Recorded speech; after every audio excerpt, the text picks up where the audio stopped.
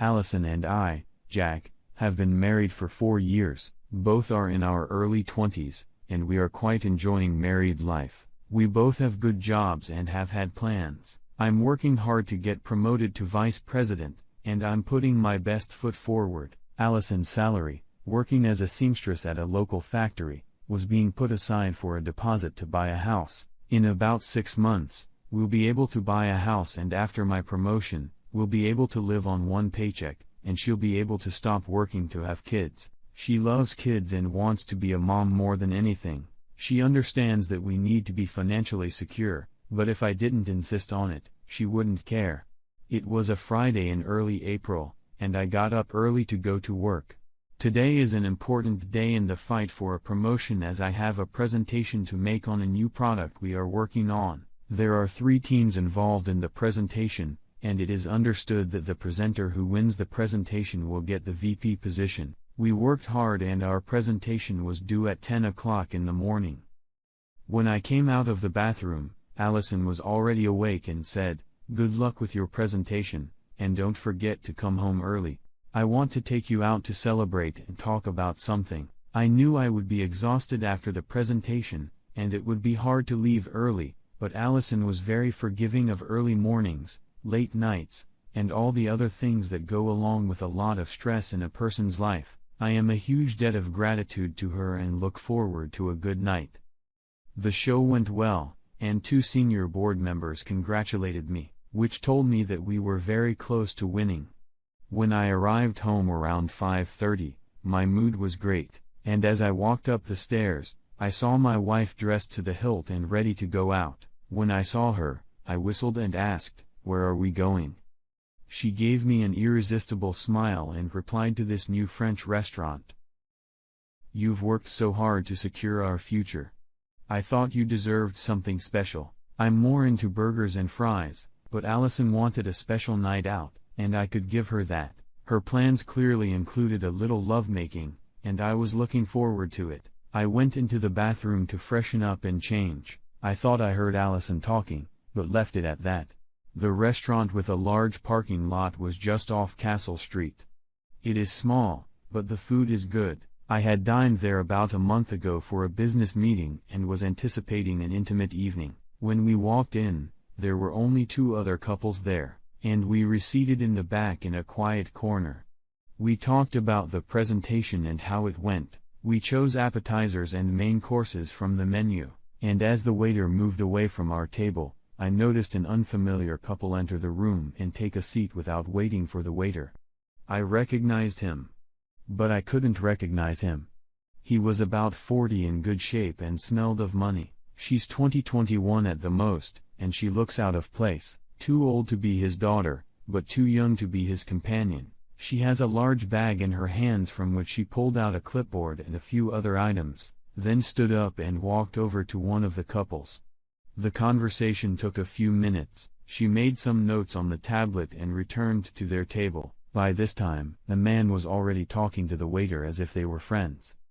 I also noticed that Allison was quiet and a little nervous. Also, her phone was on the table, and we have a rule in our house: no phones at the dinner table. Something wasn't right. The girl kept walking over to the other tables, talking for a few minutes, taking notes, then leaving. The man sat impassively talking to the waiter, but clearly not ordering. And I watched as my wife was clearly distracted by something. A young woman approached our table and said, "Hello. My name is Judy. I'm a psychology and ethics student at the college, and I'm conducting a survey that will be part of my final thesis. Would you be interested in participating in it?" I looked at her and said, "I'm sorry, but my wife and I are here for a special holiday, and I don't want to be disturbed. Perhaps if you give us your cell phone number, we will call you back and do it another time." There was a look of utter confusion on her face. It was as if she had been assured that I wouldn't say no, and she wasn't planning on saying no. My wife quickly intervened. "Jack, this girl needs our help. I'm sure we can give her a moment of our time." This was strange to my wife. She couldn't stand that kind of interjection. I said, "Please, not now, we have so much to discuss," but she was persistent, saying, "Please ask your questions." I took a very deep breath, and then the first question came out, "Have you seen the movie Indecent Proposal?" I answered, "No," but my wife said, "No, we haven't, but we know the plot of the movie." I really didn't like this girl, and when I looked at the man she came in with, he had interrupted a conversation with the waiter and was now watching our table, which he didn't do with the others. Judy looked at me, but I refused to look at her. And she said, "Jack. Can I call you Jack? How do you feel about that suggestion and its effect on the marriage?" Unable to resist, I replied, "I have a feeling you don't care if I agree to be called that, but such a suggestion if accepted by my wife would result in an immediate divorce." Allison raised her head, but Judy didn't flinch. She asked further, "Do you think you have the right to control your wife's body by denying her something like this?" I laughed. "Absolutely not." My answer said, "If she accepts the offer, I will not interfere with her, but while she is away doing her own thing, I will be in our house dividing bank accounts, packing my bags and filing divorce papers." Judy then asked, "What if the offer was, say, $2 million? Wouldn't that have secured your life? If the offer was worded in such a way that you wouldn't get a dime if you divorced her, would you change your mind?" "She knows me well, Judy," I said, looking her straight in the eye for the first time. "I make enough to live on. I don't need to make a living by selling my wife like a cheap prostitute, and in fact, if she had agreed to that money, I would have given it up in the divorce. Dirty money doesn't bring happiness. So no. This offer won't change what I do." Now I need to go to the bathroom and cancel our order. You've ruined my mood and I'm not hungry anymore. Alice, be ready to leave when I get back. I quickly got up and walked in the direction of the restrooms, stopped at the waiter's counter and said, "Please cancel the reservation for our table. The people you let in are disturbing us, and I don't want to eat here anymore." The waiter looked at me. "But your bill is being paid by this gentleman for helping with the survey, isn't it?" I was confused, so I just turned around and left for the restroom. I had a bad feeling and knew the other shoe was about to drop. Since my last visit to the restaurant, I knew that I could walk around the back of the restroom and stand, so as not to draw attention to myself. I stood and watched my wife typing a text message on her phone. A man's cell phone beeped, and he picked it up and started typing. When he hit send, my wife's phone rang. She picked it up, read, and typed the text, then his phone rang. I watched this for a few minutes, and it was pretty obvious they were texting. I went back to the table. "Who is this idiot with Judy?" Allison looked around and replied, "I don't know why. Oh, something's not right here. He just paid for our food. I think I know him, but I can't identify him, and you seem to be having a pen pal conversation with him," I said as if it was a matter of course. Allison, with a look that told me she'd been figured out, mumbled, "He was just trying to be polite after she interrupted our meal," I replied. "I'm in a bad mood and have lost my appetite. We should go." Allison got flustered and suggested, "No. We can't be that rude.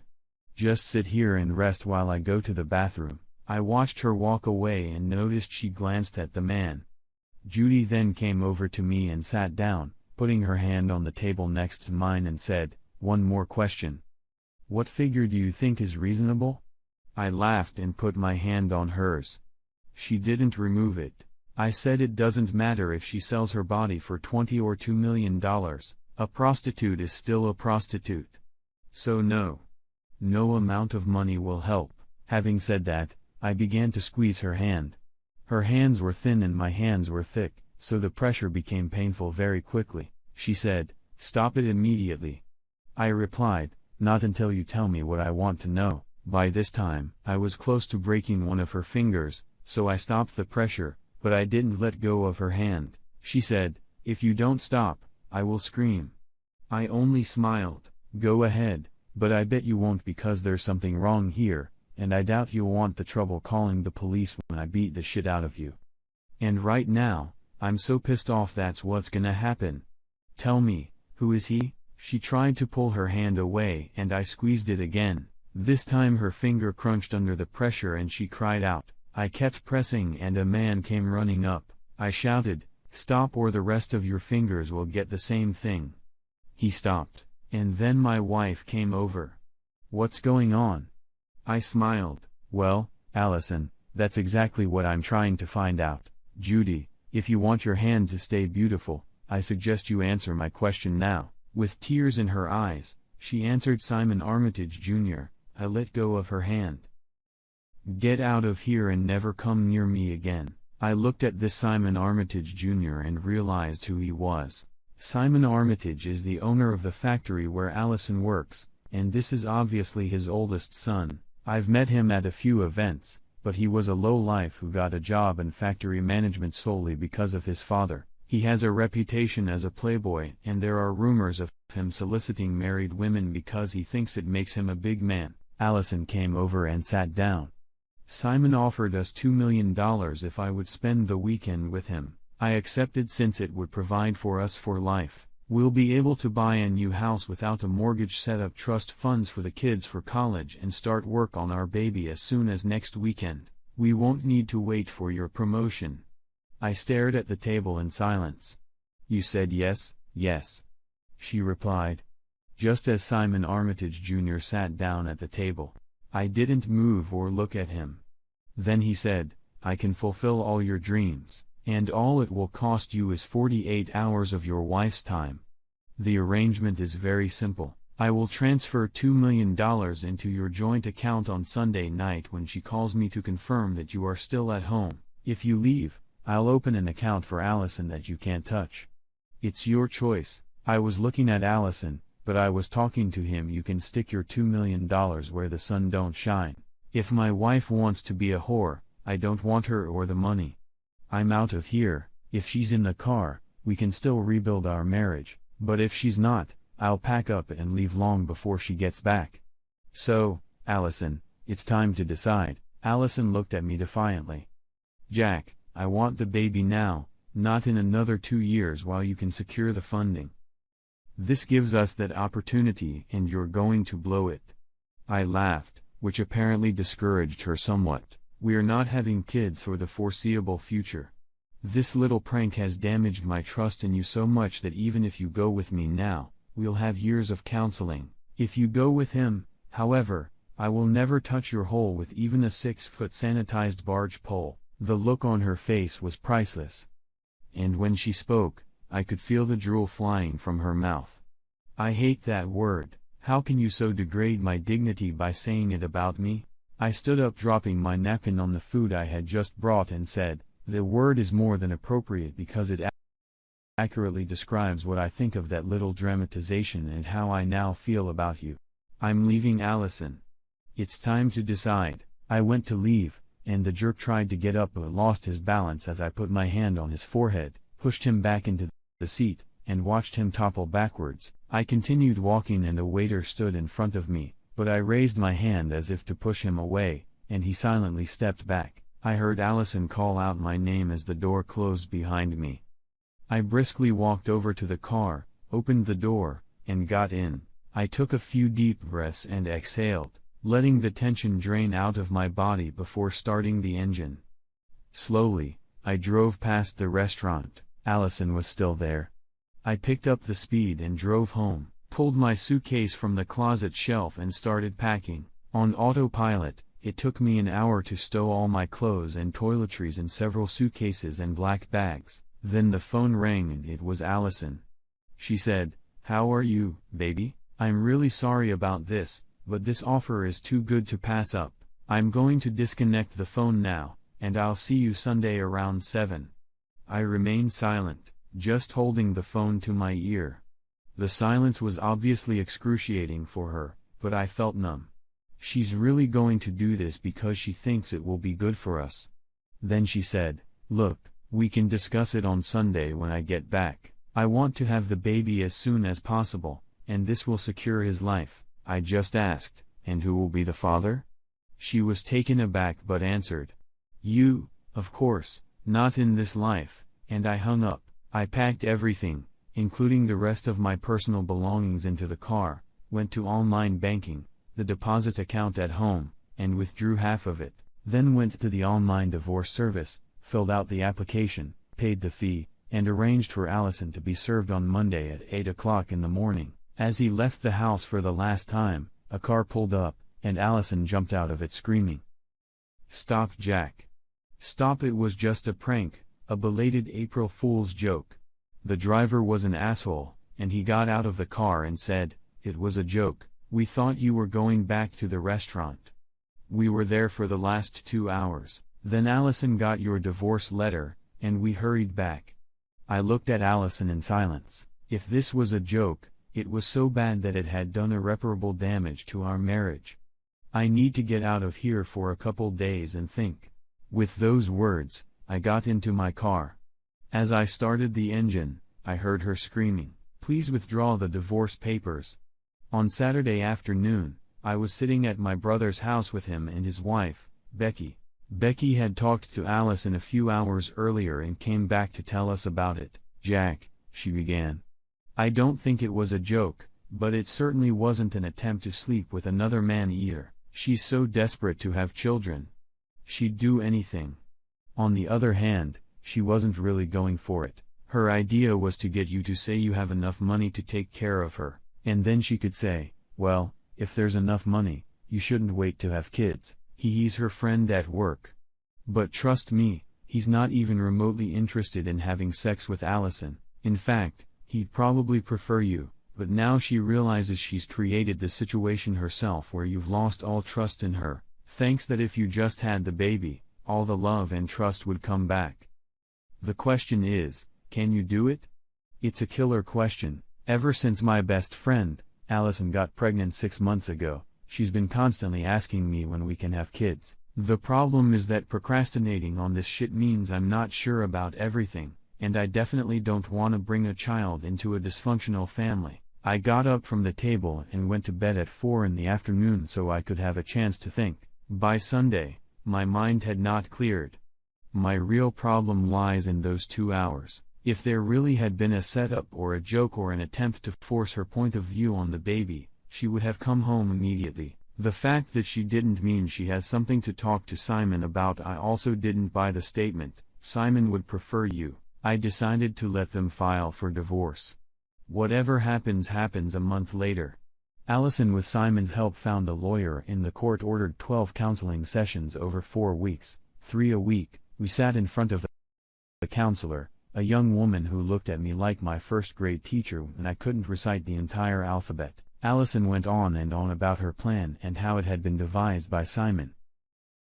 Ironically, Judy was actually a psychology student and was writing a paper on how men react to stressful situations. I was to be her iconic example. When Allison finished, the counselor looked at me and almost spit out the words, "So, Jack, you've heard the whole story. Why are you persisting in divorce while your wife wants and needs you?" "Yep. I thought Jack is going to get the crap beaten out of him 3 times a week for the next 4 weeks. I looked the counselor in the eye and said, "You really believe that?" Because I personally don't. She has a 2-hour black hole on her account. What she did from the time I left the restaurant until she got home, just enough time to get a room, get laid, and go home. I heard Allison take a deep breath and the counselor pulled herself up in her chair. When she started to speak, I said, "I'm not finished yet, and we agreed not to interrupt when others are speaking, so I expect you to follow those rules." She never discussed the 2 hours, gave no explanation or evidence. What happened in those 2 hours is the real story of that evening, but you are only talking about its preparation. The counselor was outraged. "You need to get over it, and then you and your wife can resume your marriage." I stood up and said, "Your job is to find out if our marriage can be saved, not to talk me into staying in a marriage I want to leave. If she doesn't prove to me that nothing happened in those 2 hours, I'm out of here." The counselor reported me to the judge for non-cooperation, and 2 days later, I was back in court. The judge looked me over from head to toe as if he was examining something he had scraped off his shoe. "Why are you refusing to cooperate with the counselor?" I replied, "Perhaps you should listen to the tape of the first session." The counselor stated that I should forget about Allison's misconduct. "Your Honor, it is not the counselor's job to lecture me. I need to know the truth about that night, and both my wife and the counselor are trying to hide it. Cooperation is a two-way street. If they refuse to answer my questions, then I can't honor their request to forgive my wife either, because I don't know what she did." The judge thought for a moment, then asked, "What do you want to know?" I quickly answered, "It's simple. There is a 2-hour black hole in her timeline that she refuses to discuss. I want to know what happened then. My wife refuses to discuss it, and the counselor says I don't need to know that. I'm here today because the counselor wants you to order me to stop asking that question because in her opinion, by asking that question, I'm being uncooperative." The judge rubbed his chin, becoming like a 1920s movie star, then said, "You have a right to know, please sit down." I asked counsel to come forward as a witness. My wife's attorney, who was there with the counselor, stood up and said, "Your Honor, she is not involved in this case. She has her own work to do, and she just wants Mr. Samuels to stop obstructing. Putting her on the witness stand is not going to help that." At this statement, the judge was visibly angered and said, "This lawsuit has been filed by your client and her counsel, claiming that Mr. Samuels is being uncooperative. I see Mrs. Samuels being uncooperative. The consultant is covering for her. Either she testifies or I terminate counseling and grant the divorce. What's it gonna be?" The counselor and the counselor argued very heatedly, but finally, the counselor with some reluctance got up and went to the stand. She took the oath of office and the judge asked, "Do you know what has happened in these 2 hours?" The counselor sat in silence until the judge said, "Madam, I remind you that you are under oath and must answer this question." Softly, so that I could barely hear, she answered, "Yes. I know." The judge tapped his finger on the table waiting for her to begin speaking. And when she did not, said, "Please enlighten the court as to what was there and speak louder this time." Mrs. Samuels and Mr. Armitage moved to the bar next door where they discussed what had happened and how they were going to deal with the aftermath. Mr. Samuels believed that the proposal made to her and Mr. Samuels by Mr. Armitage was the quickest route to the large family she was dreaming of. She expected Mr. Samuels to come back looking for her, but when he sent the divorce notice, she panicked and decided she shouldn't have put the proposal on the table to see if Mr. Samuels would accept it. She now realizes that it was a mistake and wants to forget the whole thing and move on with her life. My role as the counselor assigned to Mrs. Samuel is to make it clear to Mr. Samuels that it was just an offer. And if he rejects it, she will forget about it. The judge laughed and said, "Do you realize what you are saying? You were not appointed to Miss Samuels to force Mr. Samuels to comply with her request. You were appointed by the court to see if their marriage could be saved." At this, the counselor interrupted, saying, "But if he can get over the proposal and admit that it has been rejected, the marriage will be saved." The judge looked over his glasses and said, "Counselor, I am terminating these sessions as you are not acting independently. Mr. Samuels," he turned to me, "what do you want out of this hearing?" My counsel looked at me, then stood up and said, "My client wants the divorce to go through." Allison's attorney practically jumped up from his seat. "Your Honor, you can't stop the hearing on that basis. It has to continue. My client wants this marriage to continue." The judge looked at him and said, "If you were playing fair, I would. But you have turned the consultation into a mockery by trying to hide important information from Mr. Samuels. I don't agree with that. I approve of the divorce." An hour later, I arrived home and found Allison sitting on the doorstep in tears. "Why, Jack? All I wanted was a big family, and this was just a means to an end." I took her hand and pulled her into the house. "You set me up, lied to me, and treated me like a fool. You know, the proposal was unacceptable, but you even tried to honor it.